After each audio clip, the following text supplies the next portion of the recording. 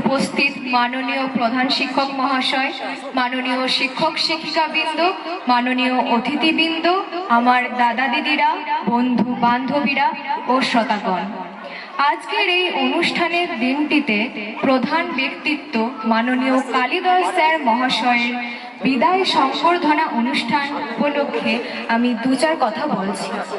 আজকের দিনটি আমাদের সকলেরই জন্য অত্যন্ত দুঃখের ও আবেগের। আজকে আনুষ্ঠানিকভাবে কালিদাস স্যারের বিদায়ের দিন। সরকারি নিয়মে সকলকেই একদিন তাদের কর্মজীবন থেকে বিদায় নিতে হয়। এভাবেই চলে আসা যাওয়ার পর্ব। তাই আজকে আমাদের হৃদয় অত্যন্ত ভারাক্রান্ত। আমি দীর্ঘ 4 বছর স্যারের কাছে শিক্ষা লাভ করেছি। যখনই অসুবিধায় পড়েছি, স্যার আমার দিকে সাহায্যের হাত বাড়িয়ে দিয়েছেন। এমন ছাত্রদরদি স্যারের এই বিদ্যালয় থেকে অবসর গ্রহণ বিদ্যালয়ের পক্ষে বড়ই দুঃখের।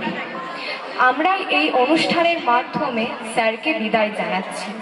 উনি এবং ওনার নেওয়া ক্লাসগুলির কথা আমাদের স্মৃতিপটে ভেসে উঠবে।